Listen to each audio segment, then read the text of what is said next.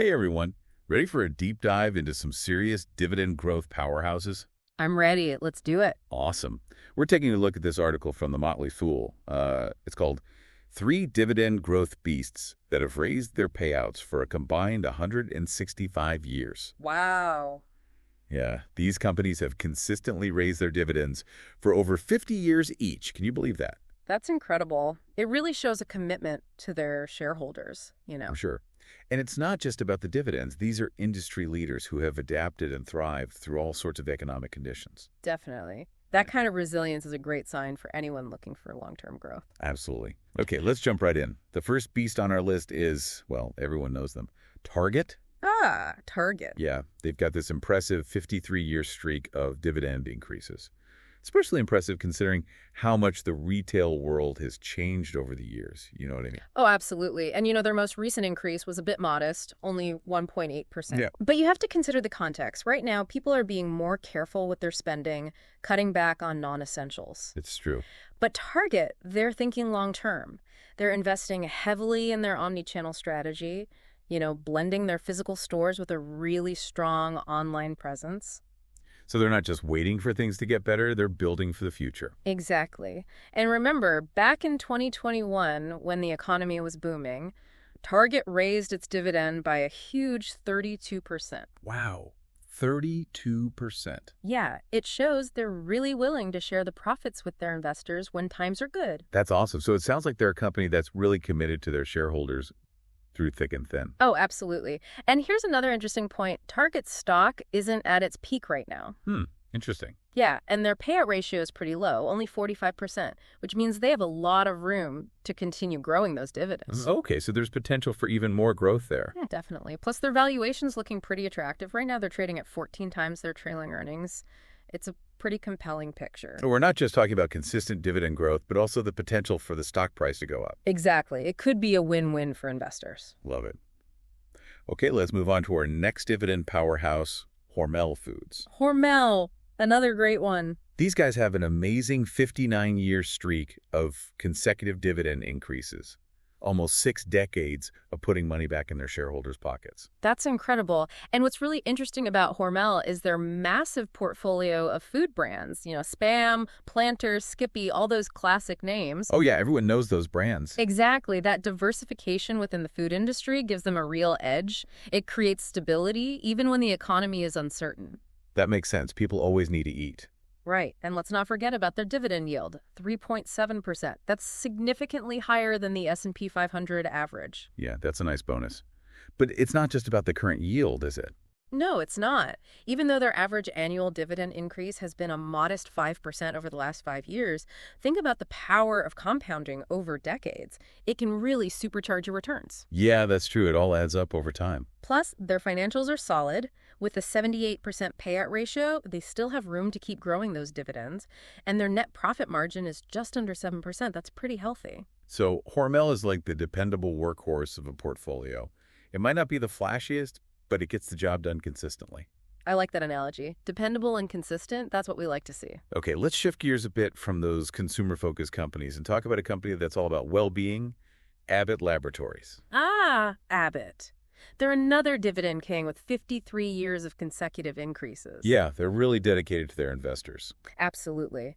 And you know what? They're not just resting on their laurels. They recently announced a dividend increase of over 7%. Wow, over 7%. That's a big jump. It is, especially compared to their $1.36 dividend back in 2020. Okay, so they're really stepping up their game. But their dividend yield is the lowest of the three, just over 2%. Does that make them less attractive?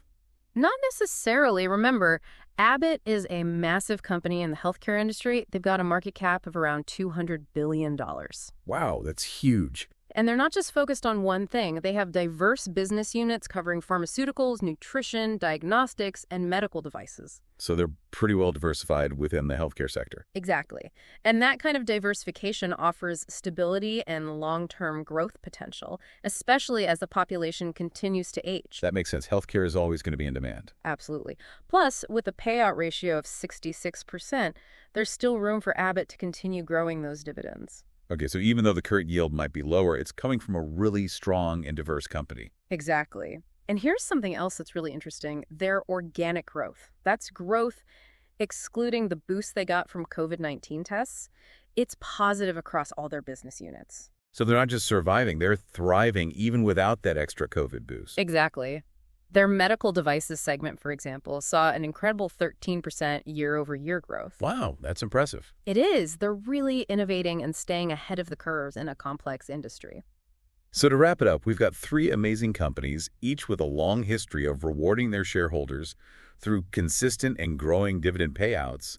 It sounds like a great way to build wealth over time. It definitely can be. But remember, past performance doesn't guarantee future results. Right, of course. It's important to do your own research and understand the risks involved before making any investment decisions. Great advice. Before we move on, is there anything else about these companies that stands out to you? You know, what's really fascinating to me is how these companies, even though they're already huge and well-established, they're always innovating and adapting to stay ahead of the game. Yeah, I see that. Like Target with their omnichannel strategy, Hormel with its diverse portfolio of brands, Abbott with its advancements in medical devices. They're not just coasting on their past success, they're actively looking towards the future. Okay, that's a great point. So it's not just about looking at their past performance, but also understanding how they're positioning themselves for continued success down the road. Exactly. And that brings us to an important question for you, our listeners. Beyond these three dividend kings, what other factors should you consider when researching potential dividend growth stocks for your own portfolio? That's a great question. We'll definitely delve into that in the next part of our deep dive, so stay tuned for that. Absolutely. Lots more to explore. I'm excited. All right, everyone, we'll be back soon with more insights on dividend growth investing. See you then. Okay, so we've talked about our three dividend giants, Target, Hormel, and Abbott. They've definitely got a proven track record. But how can we actually use what we know about them to find other potential dividend growth stars for our own portfolios? That's the big question, right? Yeah. It's like we're trying to find those hidden gems. Exactly.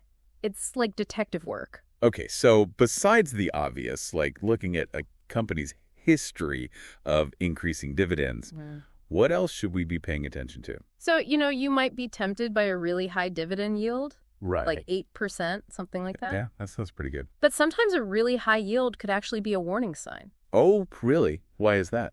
Well, it might mean that the company's stock price has dropped. Okay. So that makes the yield look bigger than it really is. It's like a too good to be true kind of thing. Exactly. Instead of just chasing yield, you want to focus on the dividend payout ratio. Dividend payout ratio. Okay. Yeah, this tells you what percentage of the company's earnings is being paid out as dividends. Okay. Ideally, you want a ratio below 75%. Below 75%. Got it. Yeah, that suggests they can comfortably afford the current dividend and they have room to potentially increase it in the future. That makes sense. So a lower payout ratio means more room for growth, which is what we're looking for as dividend growth investors, right? Exactly. Okay, but what about the company's overall financial health? What should we be looking for there? Oh, financial health is super important. Of course. You want companies that have strong financials, Okay. steady revenue growth, healthy earnings, and not too much debt. Got it. Take a look at their balance sheet. It'll give you a good idea of their assets, liabilities, and how much cash they have on hand.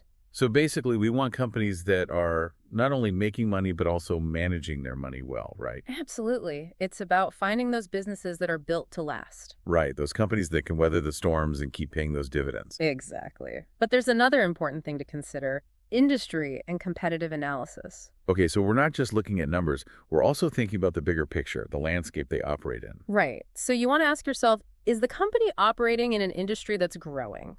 Do they have a competitive advantage that's going to last? Something that makes them different and better than their competitors? That's a good point. We're looking for those companies that are going to succeed in the long run. Exactly. We don't want to invest in companies that are about to be disrupted or overtaken by the competition. This is starting to sound like a lot of research. Is it really possible for the average investor to do all this analysis? Don't worry, it's not as hard as it sounds. Okay, that's good to hear. You don't need to be a Wall Street expert. There are so many resources available online, financial websites, investment communities. You can learn a lot and get ideas from other investors. That's true. And we could always talk to a financial advisor if we need help. Absolutely. Okay, so we've covered yield, payout ratio, financial health, and industry analysis. Anything else we should keep in mind? Oh, there's one more thing. Okay, I'm all ears. Think about the management team. Are they shareholder friendly? Do they have a track record of making smart decisions? That's a good point. The leadership can make or break a company. Ex- Okay, so it's really about taking a holistic approach, understanding the numbers, the industry, and the people running the show. Exactly. You got it.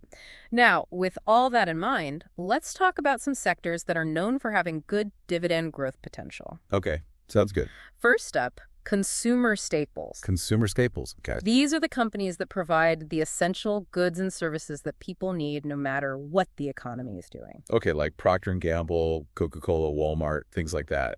The things we buy every week. Exactly. They tend to have stable earnings, consistent demand, which means reliable dividend payments and steady growth. Okay, that makes sense. They're not going to make you rich overnight, but they offer that stability and reliability that can be a good foundation for a portfolio. Like a solid base, right? Exactly. Okay, so if you're looking for stability and consistent income, consumer staples are a good place to start. Definitely. Now, another sector to keep an eye on is healthcare. Healthcare, okay. As the population ages, the demand for healthcare products and services is only going to increase. That's true. We're talking about pharmaceuticals, medical devices, healthcare providers. The whole industry has a lot of potential for long-term growth. It seems like a no-brainer. People will always need healthcare, so investing in the companies that provide those services seems like a smart move. Exactly. Okay, are there any particular types of healthcare companies that stand out? You could look at companies that are developing new treatments for chronic diseases. Okay. Or companies that are creating cutting-edge medical devices. Right. There's also a lot happening in telehealth and personalized medicine. It's a really exciting area. Wow, so many possibilities. Sounds like the healthcare sector is full of opportunities for dividend growth. It really is. Now, what about technology? Technology.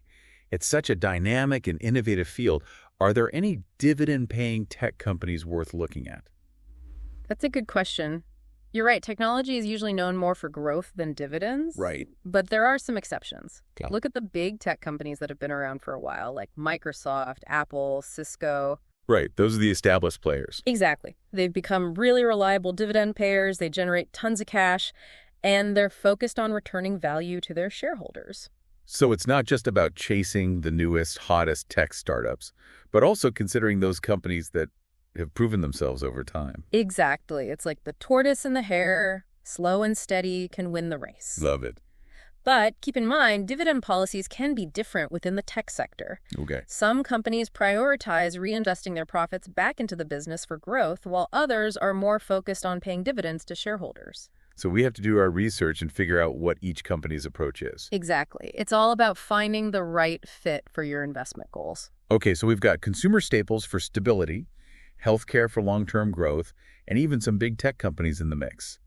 This is giving me a much clearer idea of where to start my search for dividend growth stocks. Great. I'm glad to hear that. And remember, this is just the beginning. There are other sectors worth exploring, like industrials, utilities, even real estate. Wow, so many options. Each sector has its own unique characteristics and potential for dividend growth. It's amazing how dividend growth investing can open up a whole world of opportunities. It's about finding those investments that match your values and help you reach your financial goals. Absolutely. It's all about empowerment. But before you get too excited and start buying everything you see, there's one more really important part of dividend growth investing that we need to talk about. Okay, I'm listening. What else is there? All right, you've really got me curious now. Yeah. What's this crucial aspect of dividend growth investing that we need to talk about? Well, it's something that can really make or break your success as a dividend growth investor, and that is Diversification. diversification, yeah. Of course, it makes total sense. We've talked about it before in other deep dives, but how does it apply specifically to dividend growth investing? Think of it like this. You wouldn't put all your eggs in one basket, right? Right. Same thing with your portfolio. So even though we're focusing on these companies that have this history of increasing their dividends, we shouldn't just put all of our money into one or two stocks. Exactly. You want to spread your investments around, across different companies, different industries, even different geographic regions. Right. It helps to lower your risk. I see. So if one company runs into trouble or they decide to cut their dividend, it won't completely derail your whole portfolio.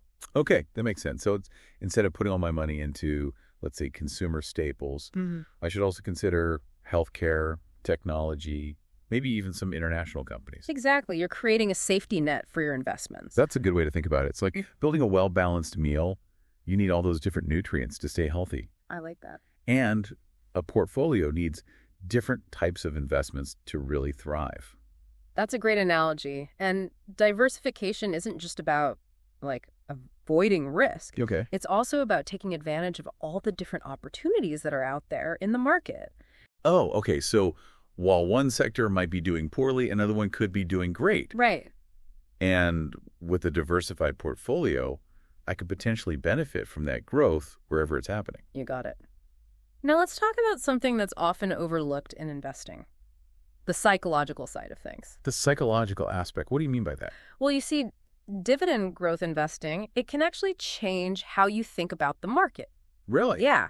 It helps you develop a long-term perspective. Okay. So you can write out those ups and downs that always happen. So instead of panicking when the market drops, I can look at it as a chance to buy more stock, knowing those dividends will keep coming in. Exactly. You start to focus less on those short-term price changes and more on steadily building wealth over time.